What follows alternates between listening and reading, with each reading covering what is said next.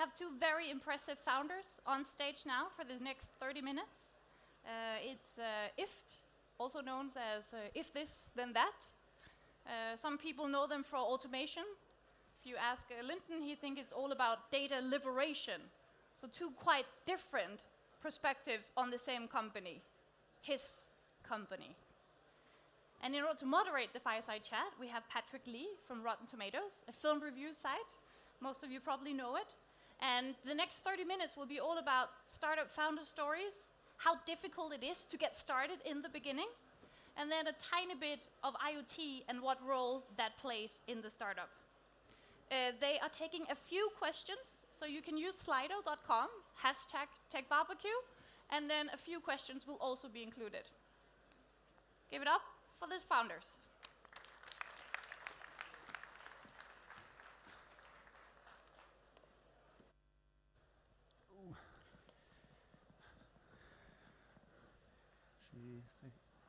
I'll sit right here by you. Oh, yeah. Thank you, Linden, for joining us at TechBBQ. Of course, of course. Great to be here. First time in Copenhagen. Amazing. Third time for me. Oh, lucky you. Yeah. So let's start with your founder story. You grew up in Texas. That's correct. Talk about your family and early life. Yeah, so grew up in Texas, just south of Dallas. The way I like to describe it is the north of my hometown is downtown Dallas. Just slightly less north is where they filmed about 2/3 of the Cops episodes. So it wasn't too bad of a neighborhood, but it was probably the furthest thing from a place where tech startups happen as you can get. And I was just really, really into tech. At the time, as a 13, 14-year-old, mostly video games, Star Wars, those kind of things, pretty stereotypical computer nerd stuff. Making my own computers, water cooling. If you're a certain age, that was really cool. And I knew right from the get-go that I wanted to be in the Bay Area. That was, in the States, that's where all the tech happened, or at least I thought all the video games and movies happened, at least from a technology perspective. So that was really the early years. I was kind of an outsider. I was lucky enough, the height, born with a little bit of a gift and a curse there.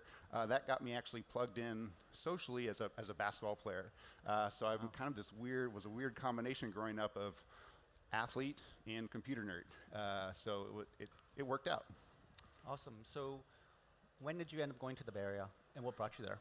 Yeah, so was lucky enough, like I've told a number of people, just even the last couple days, the height fooled a number of folks into thinking that I was going to be good at basketball. Funny how that works sometimes. And was able to use that to get my foot in the door at a university called Santa Clara University, which, funny enough, was as close to Stanford as I could get. I wasn't near good enough at basketball to go to Stanford, but I just knew that's where I wanted to be. I think the university probably learned a lesson that if you're a basketball player coming in and you know right away that you're going to do computer engineering, you probably shouldn't give them a scholarship. I ended up being a lot better with computers than I was at basketball. Is that what you studied over there, computer engineering? I sure did, yeah. So kind of a mix of computer programming, software, and hardware, electrical engineering. Okay. So after you graduate college, what was next? Yeah, so I lived the original dream. I worked in video games, and I worked what I thought was just a normal video game job. I worked 7 days a week, worked about 12 hours a day. We did video game night shifts, so some people would work on it during the day in the morning, some people would come in at night and kind of rotate a little bit. And this was all kind of a heavy crunch period. I worked at Electronic Arts at the time. All right. And right as I was working there, just within 3 or 4 months, they had this big lawsuit. It really kind of rattled the whole game industry. I was working on a game called The Sims 2. And it wasn't that I didn't like it. I loved it. This was the original dream. But something about that experience really kind of opened my eyes. I said, well, maybe there was more cool things you could do with computers than just video games. And that really kind of opened the door for me to the world of design, the world of thinking about how people use technology. And you can really begin to think about that in the same way that people think about making video games and how do people play video games. Are you still a gamer now? Funny enough, I am a bigger fan of following the making of games. I follow all kinds of indie game creators, read all kinds of industry news, more than I play. So I probably think and read about making games more than I play games. And I don't make games myself, but it's kind of the one guilty pleasure, the thing I've allowed myself to be super immersed in. So after you worked at Electronic Arts and you worked at a few other companies, what inspired you to start your own? Yeah, so honestly, I don't know if I ever really had the ambition or the idea in my head at any one time that I was going to like start a company. I think what really ended up happening was that kind of passion for and interest in design after that brief stint in video games really pushed me to explore, kind of a very wide range of things, and got my foot in the door at a design firm. I was one of just a handful of computer engineers or software engineers at a design firm there in Palo Alto. And what ended up happening was, in being one or two kind of software talented people in an organization, if anybody here has done that before, you realize that it's a lot less about making your own thing, but connecting a lot of things together. So we were, connecting all kinds of back-end systems, all kinds of things that someone had made a decision about 5 or 6 years ago. We couldn't get rid of it, but boy, it had to work with all the new stuff. And so a lot of what I was doing was basically just integrating things. And around that same time, I really became enamored with, in the world of design, and especially design. So many people think of it kind of first and foremost in the physical world, a chair, a table, something like that. And so in that physical world, also became incredibly enamored with the ability for people to make decisions about how their physical world works around them. And in a way, I came to realize that the decisions we make in the physical world, the outfit we all chose to wear in the morning, the way we arrange our furniture in the living room, was programming in the same way that programming computers and writing code was. We were making decisions about creating kind of better future outcomes. We were kind of programming our environment around us, and it felt like it was this, essentially a shame that where the physical world ended and the software world began, well, you only could really kind of program the software world if you were a programmer. And so it was really those two things, this world of systems integration and the ability for other people to do a lot of what was really the domain of just software people that led to what IFT became. So can you explain what IFT is? Yeah, so what IFT is, and a lot of people know IFT as if this and that, or IFTTT. All those are okay. We've got 3 damn T's, so there's a whole story there in and of itself. What we do is basically help services work together. And we really kind of started the company with this foundational idea that everything in the world was going to be an internet service, whether that's your email account or your doorbell or the company that delivers food or a restaurant, but it's really more than that. It's every physical object, it's every business, it's every brand. And as that was going to happen, the way we thought about how services worked was really backwards. Services are kind of islands unto themselves. And here in Copenhagen, Denmark, y'all know something about islands. Each island is meant to be kind of this insular little world. Your data and the functionality are kind of locked in that island unless the people that own that island allow it to go elsewhere. And so what we wanted to do, really through the power of APIs, was help people that use those services, or essentially the people that lived on the island, have a lot more control and say over how their data moves off that island, or how islands work together to create better outcomes. So silly examples, but I think are very illustrative of what we can do. Things as simple as sending a notification to your TV set-top box when your pizza arrives, or if you're in the backyard and your doorbell rings and it's a connected doorbell, well, could you blink the lights on the house and let you know that the doorbell's wrong? And those are like simple little integrations, and we have hundreds of thousands examples. We call them applets. And each one of those represents essentially data or functionality from one place, one service, working with another.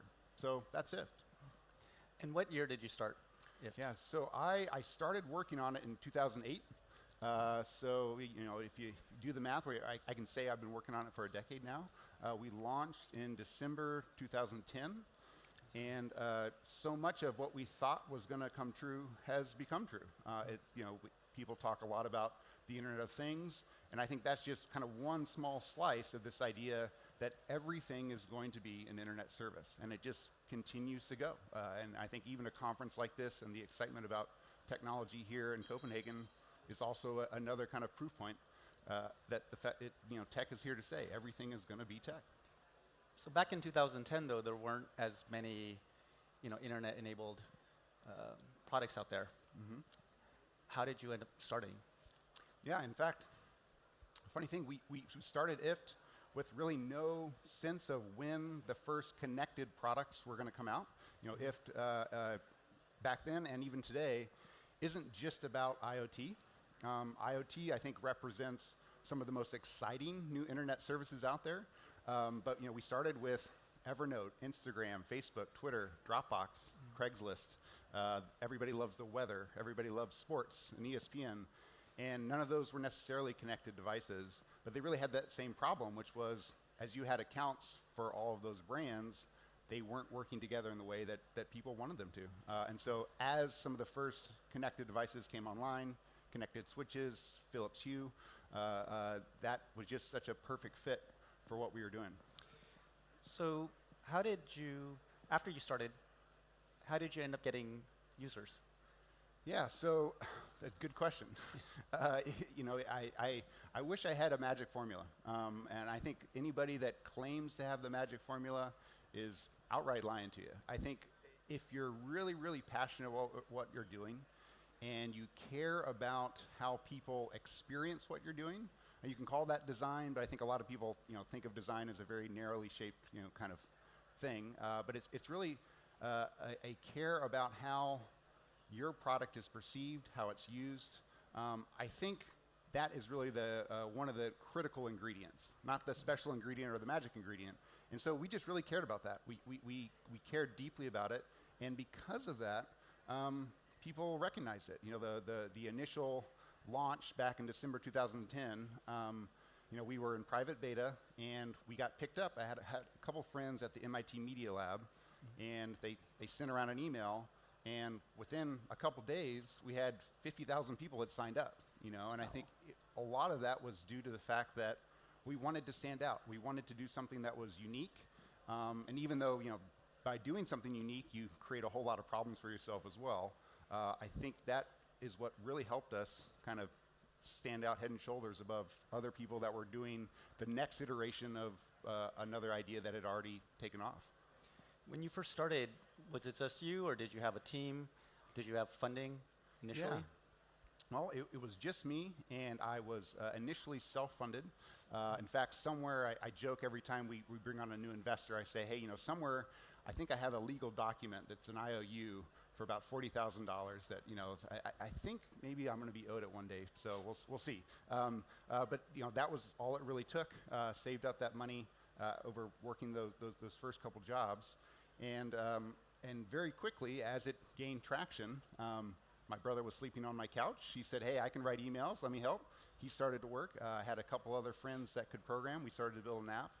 And I think because of that initial excitement around it, a lot of things just naturally came together. And then from there, we raised a seed round about a year and a half after that initial launch. Certainly not the rest is history. We still have a long way to go. But it really worked out more spectacularly than I could have imagined. So since that seed round, you ended up raising quite a lot of money. What were investors looking at? What made them excited about investing in IFT? Yeah, it's I'm a little embarrassed that at least for a long period of time we were a lot better at raising money than we were at making money. But we always, and me personally, always knew we had a really incredible business. But that business was going to be really tied to the network itself. There's nothing really that we do that's valuable beyond the fact that lots of other companies have decided to take part in that. It's not that interesting to connect just two things. Those two things should probably just work together. So the value of our business really grew with each new business that we worked with. Every time we connected a new light bulb or a new thermostat or a new calendar system or a new email system, that created more value in the network.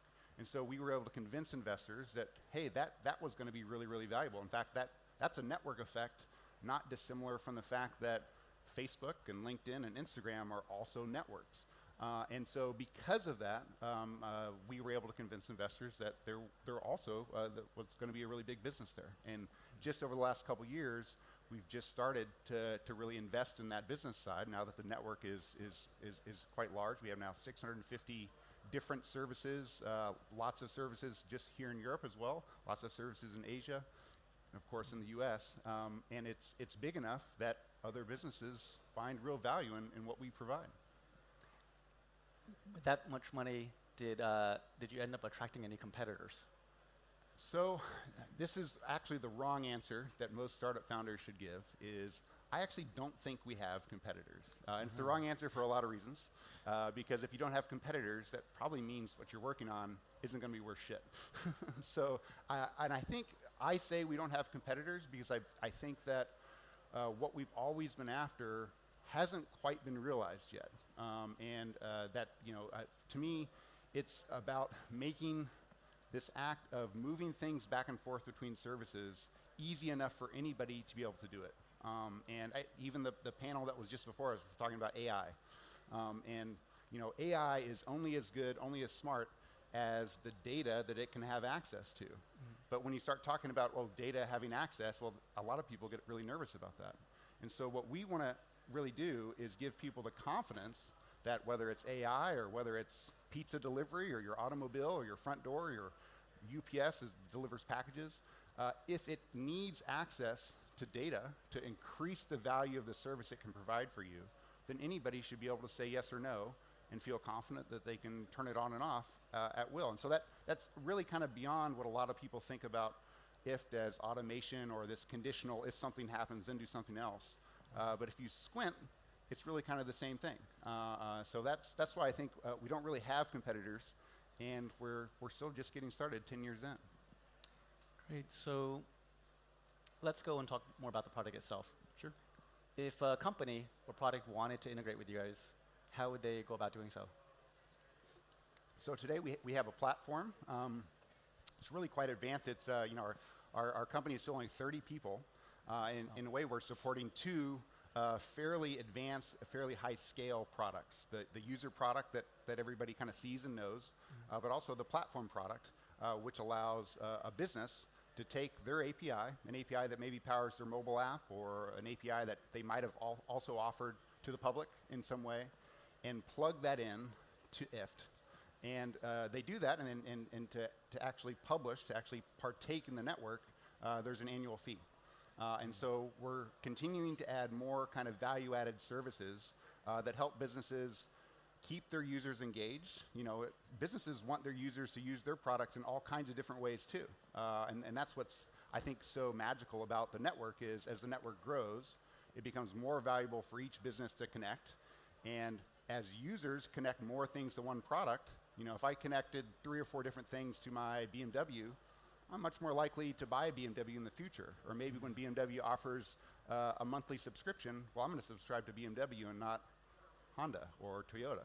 So I think that's the real value prop to folks, is convincing businesses that they can have their own ecosystem, even though they're not Apple or Google or Amazon, and that ecosystem creates real value for their business.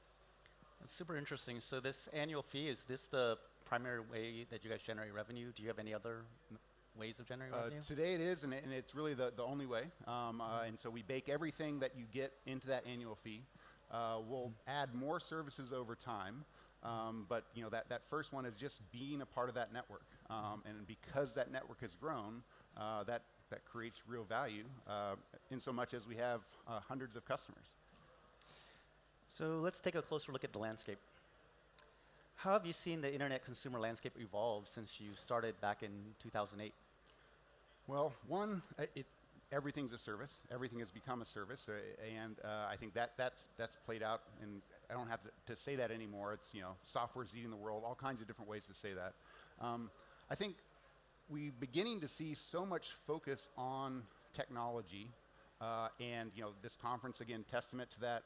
The technology press, that often new technology kind of dies right out of the gate. You know, 10, 20 years ago, you know, nerds got to tinker in a dark room in their bedroom at home for years and years and years before something was advanced enough or useful enough to really become widely adopted. And I think you're seeing that with both IoT and AI and blockchain. I mean, you kind of pick your technology trend of choice. There's so much initial excitement around it for the first year or two that inevitably, you know, nothing could possibly lead up to that. But then what happens is, after those first couple years, and IoT is a great example of this, it really starts to work. There may have really been something there, and we see that on the platform today.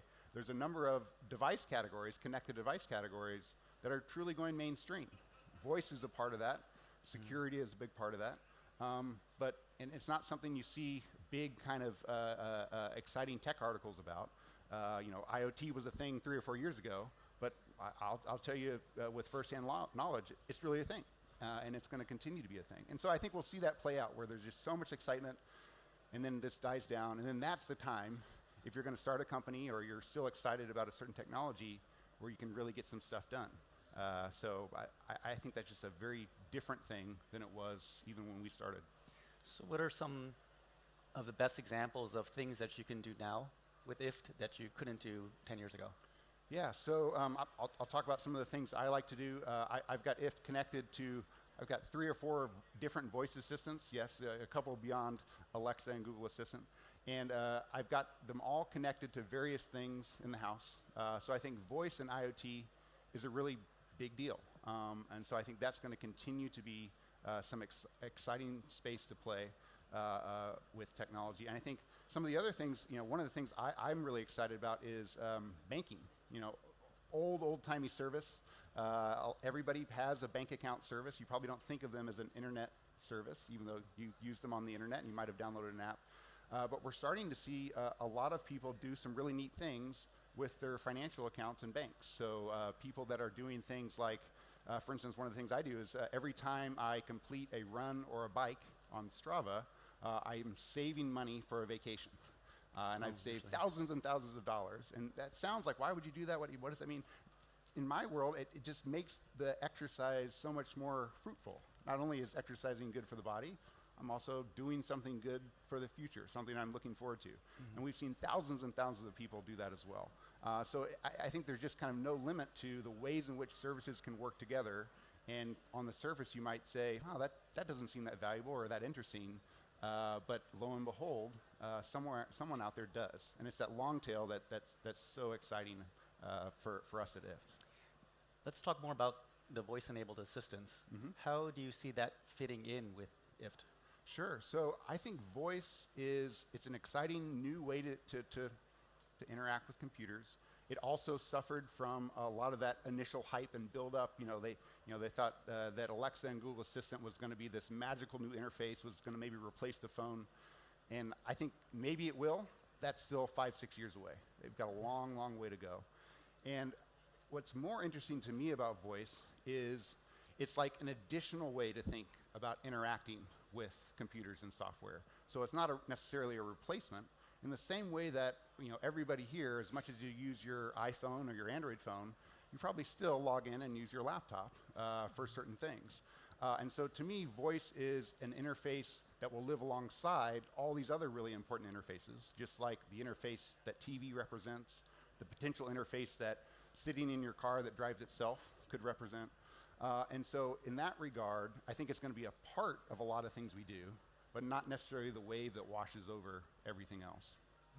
And where do you see the landscape going? Where do you see all these devices and everything else moving towards? Well, I can't help but plug, if you're a CEO or work at a startup at all, you're kind of always selling. So the first thing that comes to mind is, well, of course, IFT is going to solve all the problems.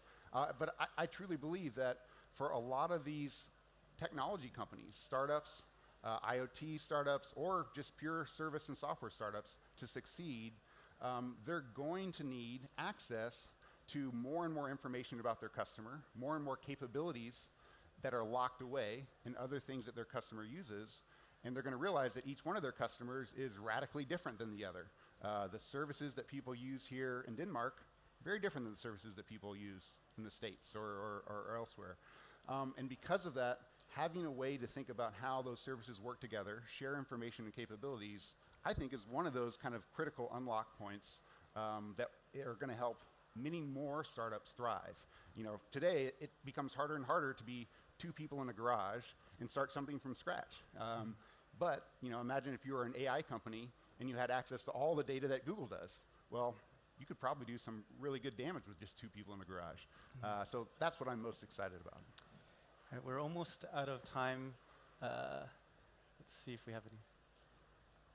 Have you tried to connect IFT with games? When the in-laws call, does game get harder? That's a good question. We're actually in progress with some different things around games. A lot of games, especially the ones with different online marketplaces. Can't name any brand specifically, but actually haven't connected it to a single game itself. And so I think that's going to be really interesting. Through some of those marketplaces, you know, if you play games, you know, there's all kinds of different achievements and things that can be unlocked. So that'll probably be the first step. But you know, one of the things I'm most excited about is using this IF thing to get in the door at some of those game conferences that I love so much. That'd be awesome. All right, looks like we're out of time. Thank you so much for joining us. Of course. Thank you Patrick. to the audience. Thank you.